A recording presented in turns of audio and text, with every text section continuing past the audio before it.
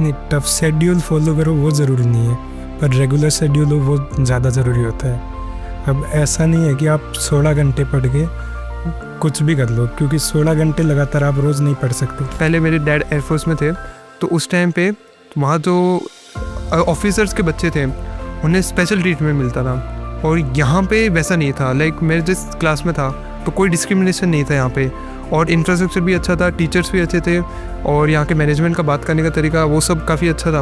अच्छा, कभी चीटिंग की है जय आपने? चीटिंग एक बार की थी, एक बार करवाई थी। एक्स्ट्रा मोटिवेट करने के लिए खुद को क्या करते थे आप? या तो बाहर घूम लेता था, या फिर एलॉन मस्क के कोई ना कोई वीडियोस देख लेता था, टेक प्रोडक्ट्स देख लेता था। उसी से मोटिवेशन मिलता था कि यार अगर हम आईआईटी में जाते हैं और वहाँ टेक्नोलॉजी अच्छे से पढ़ते हैं और उसको एब्जॉर्व करते हैं, अच्छे अच्छे लोगों के साथ रहते हैं, तो हम भी कहीं ना कहीं ये ऐसी इनोवेशंस कर सकते हैं। हाय नमस्कार, this is me RJ Gracy. और जैसा कि आप सभी जानते हैं कि जेईई एडवांस का रिजल्ट आया है और एक बार फिर से टैलेंट ने हार्ड वर्क के साथ अपनी एक नई स्टोरी लिखी है। हमारे साथ है आईआईटीएन जय और आईआईटीएन दिव्यांश। बिल्कुल आईआईटीएन लग चुका है अब आपके आगे। बहुत अच्छी रैंक्स आपने अचीव की है, बहुत अच्छा रिजल्ट आपका आया है। Many congratulations guys. अपने बारे में थोड़ा कुछ बताइए। मेरा नाम जय रंकावत है। मेरी ओवरऑल रैंक 1591 आई है। ओबीसी की रैंक 268 है। मेरे पिताजी का नाम पुरुषोत्तम दास है, माताजी का नाम मंजू देवी है। मेरा नाम दिव्येश रानीवाल है। मेरे पिताजी का नाम रामदयाल रणवा है। मेरी मम्मी का नाम सुमन रानीवाल है, और मेरी ओवरऑल रैंक 2810 आई है, और ओबीसी में रैंक 517 आई है। क्या बात है, कांग्रेचुलेशंस। वेल दिव्येश, आप अपनी जो सक्सेस है उसका श्रेय किसे देना चाहेंगे? मैं मेरी सक्सेस का श्रेय मेरे पेरेंट्स को देना चाहूँगा, प्रिंस की टीम को देना चाहूँगा, और अपने आप पे भरोसा करने के लिए खुद को भी देना चाहूँगा, और मेरी बहन को भी देना चाहूँगा। क्योंकि जब मेरे बहुत स्ट्रेस होता था या फिर मैं थोड़ा राह से भटक जाता था, तो मेरी बहन मेरे को बहुत मोटिवेट और सपोर्ट करती थी। कैसे करती थी, मतलब क्या कहती थी वो ऐसा आपको? मेरे को ऐसे बोलती थी कि देखो थोड़ा टाइम और है, आराम से धीरे धीरे पढ़ लो। आपको अगर पढ़ने का मन नहीं है तो आप और कुछ कर लो, कोई मूवी देख लो, या फिर कोई गेम खेल लो, या बाहर चले जाओ, किसी दोस्त से बात कर लो, या मुझसे बात कर लो, और कोई भी इशू है तो अपने टीचर से बात कर लो, या बात करते रहो, और फिर मूड रिलैक्स हो जाए तो पढ़ लो। जी बिल्कुल। और दिव्येश के बारे में आपको ये बताना चाहूँगी कि जब प्रिंस की शुरुआत हुई थी ना, तब से दिव्येश हमारे साथ है। 2014 में आपने प्रिंस ज्वाइन किया था और सीबीएसई से आप पढ़ाई कर रहे हैं। तब से लेकर दिव्येश जो है वो आज पूरा फ्यूचर जो है वो अपना डिसाइड कर चुके हैं, आईआईटीएन बन चुके हैं। Many congratulation Divyesh. आपसे जय मैं ये जानना चाहूँगी कि आप अपने सक्सेस का श्रेय किसे देना चाहेंगे और क्यों? मैं अपने सक्सेस का श्रेय माता पिता और मेरे जो फैकल्टी मेंबर्स हैं, टीचर्स हैं, उनको देना चाहूँगा। क्योंकि टीचर्स के कारण ही मैंने टारगेट ड्रॉप लेने का फ़ैसला किया था, जिसके कारण मेरा रिज़ल्ट काफ़ी अच्छा आया है लास्ट ईयर के कंपेयर में।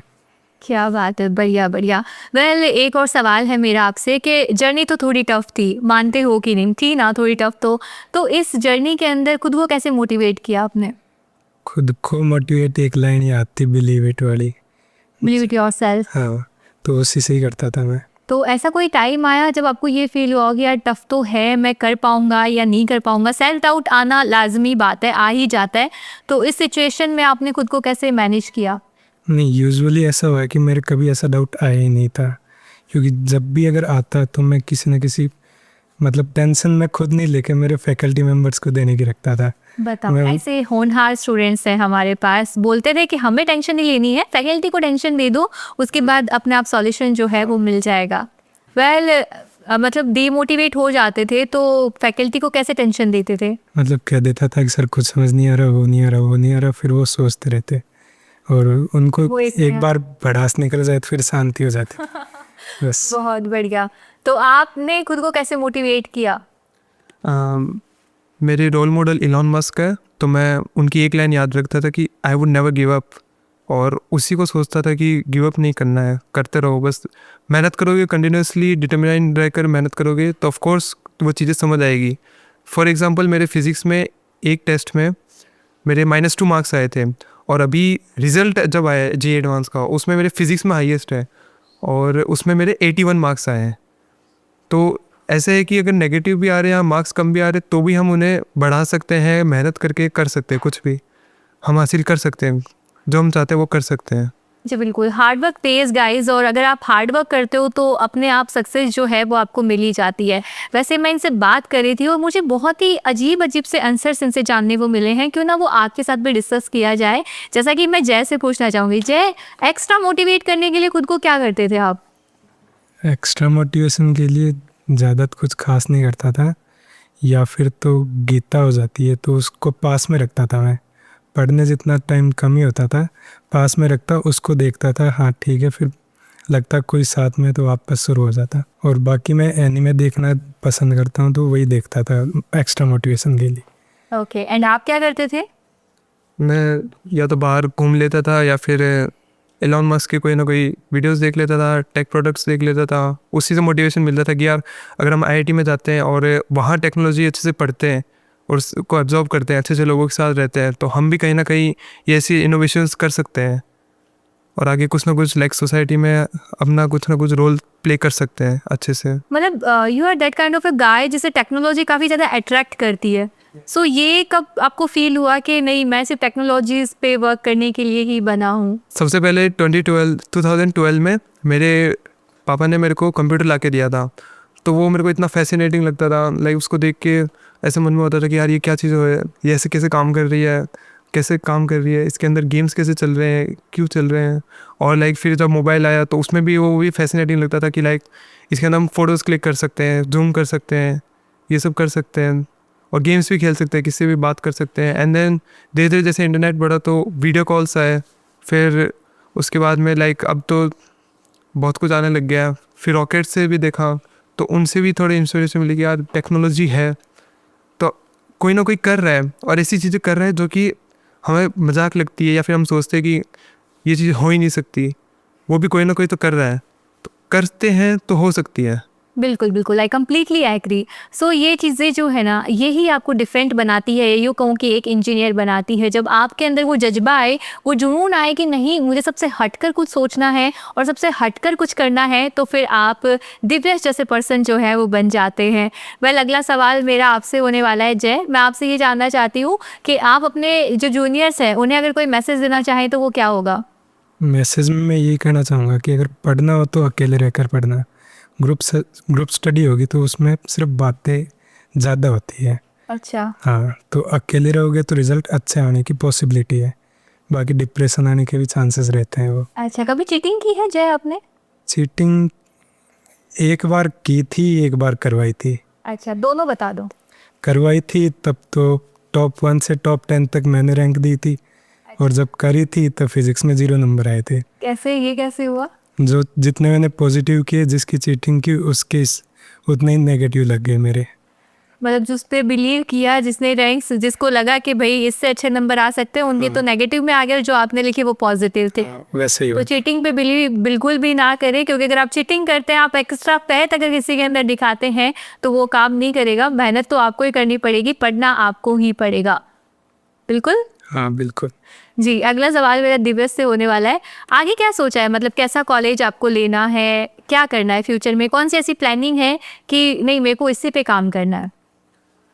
फ्यूचर तो लाइक बिल्कुल अनप्रेडिक्टेबल है और उसमें कोई खास प्लानिंग नहीं कर सकते, लेकिन मैंने तो ये सोचा है कि टॉप 7 IITs उसके अंदर कोई अच्छी ब्रांच जो कि आगे काम आए, मतलब सारी काम आएगी लेकिन वो जो मेजरली काम आए और उसके अंदर मैं इंटरेस्टेड रहूँ, जैसे इलेक्ट्रिकल या फिर कंप्यूटर्स में, तो मैं उन्हीं में और टॉप 7 IITs में जाना चाहूँगा। Very good. वैसे यहाँ का शेड्यूल भी आपने पूरा मैनेज किया है, आप तो पहले से पढ़ते यहाँ पे आ रहे हैं, तो आपने प्रिंस को क्यों चूज़ किया? प्रिंस को चूज़ करने का ये प्रिंस को इसलिए चूज़ करा क्योंकि मेरे पेरेंट्स को ये लगा कि और जगह इंफ्रास्ट्रक्चर भी ज़्यादा नहीं है और यहाँ के स्टूडेंट्स में एक तो डिस्क्रिमिनेशन बहुत कम होता है। लाइक जब मैं पहले, मेरे डैड एयरफोर्स में थे, तो उस टाइम पे वहाँ जो ऑफिसर्स के बच्चे थे उन्हें स्पेशल ट्रीटमेंट मिलता था और यहाँ पे वैसा नहीं था। लाइक मेरे जिस क्लास में था उसके अंदर एक मैनेजिंग डायरेक्टर का जो बेटा था वो भी मेरे साथ बैठा था और एक टीचर का बेटा भी मेरे साथ बैठा था और मैं खुद जो एयरफोर्स, मतलब मेरे पापा एयरफोर्स में थे तो उनका भी बेटा साथ में बैठा था। तो कोई डिस्क्रिमिनेशन नहीं था यहाँ पे और इंफ्रास्ट्रक्चर भी अच्छा था, टीचर्स भी अच्छे थे और यहाँ के मैनेजमेंट का बात करने का तरीका वो सब काफ़ी अच्छा था। तो इसलिए मेरे पेरेंट्स ने ये सोचा कि इसी में हम एडमिशन करा लेते हैं, और प्रिंस पे ही भरोसा करा उन्होंने। और फिर तब से हम लेकर मैं 12th तक फिर टारगेट भी यहीं प्रिंस में ही करा हूँ, और मेरा IIT में हो गया अब। हो गया, डेफिनेटली हो गया, IITian बन गए आप। वैसे आप कुछ कहना चाहेंगे प्रिंस के बारे में, जय? मेरे पेरेंट्स ने प्रिंस में, और तो हमें इतना पता नहीं था, बाकी हॉस्टल की सुविधा प्रिंस वालों की सबसे बढ़िया थी, इस कारण मुझे यहाँ पर रखा था। वैसे एक मिथ है कि अगर आपको जेई जैसी परीक्षा की कंपटीशन की तैयारी करनी है तो आपको एक बहुत ही टफ रूटीन जो है, बहुत टफ शेड्यूल जो है वो फॉलो करना रहेगा। आप कोई एक्स्ट्रा को करिकुलर एक्टिविटीज़ पे फोकस नहीं कर सकते। तो इन एक्स्ट्रा को करिकुलर एक्टिविटीज़ पे आपने कैसे कंट्रोल किया या डिस्ट्रैक्शन से खुद को कैसे बचाया? नहीं, टफ शेड्यूल फॉलो करो वो ज़रूरी नहीं है, पर रेगुलर शेड्यूल हो वो ज़्यादा ज़रूरी होता है। अब ऐसा नहीं है कि आप 16 घंटे पढ़ के कुछ भी कर लो, क्योंकि 16 घंटे लगातार आप रोज़ नहीं पढ़ सकते। मैं यूजुअली पढ़ता था जिस दिन पेपर होता था उस दिन 2 से 3 घंटे, और जिस दिन पेपर नहीं हो उस दिन 8 से 9 घंटे। इससे ज़्यादा ना तो मेरे से पढ़ाई होती थी ना और कोई बात। अच्छा, तो मेरा अगला सवाल जो है वो दिव्य से होने वाला है। रिजल्ट आते ही सबसे पहले किसे कॉल किया आपने? रिज़ल्ट आने पर कॉल तो नहीं करा, हम सब एक साथ रहते हैं। तो जब रिज़ल्ट आया तो मैं ये सोच रहा था कि मेरी 3000 से या 4000 के बीच आएगी रैंक, लेकिन मेरी 3000 के अंदर आ गई। वो बहुत अनएक्सपेक्टेड था। और उस टाइम में मेरी दीदी पास में बैठी थी। दीदी दौड़ कर छत पर गई, बोली मम्मी देव का रिज़ल्ट आ गया, इसका रिज़ल्ट आ गया। और फिर मम्मी ने खुद ने बोला कि अरे भगवान बालाजी की मेहरबानी होगी, एक और रिज़ल्ट अच्छा आएगा। मैं आई सोची कि 3000 का मायने आ जाए, अब वो तो आएगा बस। अब सालों से जा रहा अच्छा काली। तो आज सुबह मेरे पेरेंट्स सालों से जाके आए थे।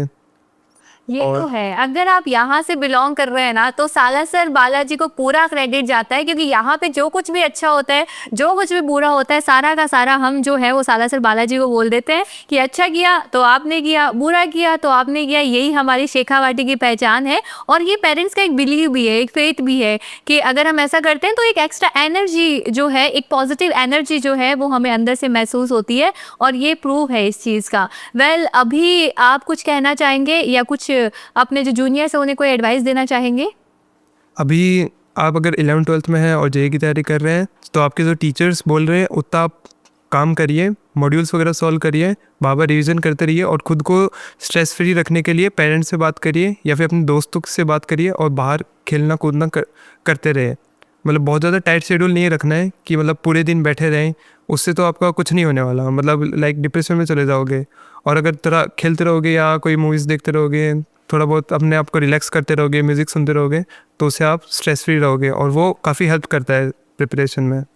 जी बिल्कुल। तो अब जैसे ही रिजल्ट आया, अब सम्मानित भी हो चुके हो, सबसे अच्छी ब्लेसिंग्स भी मिल चुकी है, आपने दोस्तों ने मिलकर क्या प्लानिंग की है कि अब क्या करना है?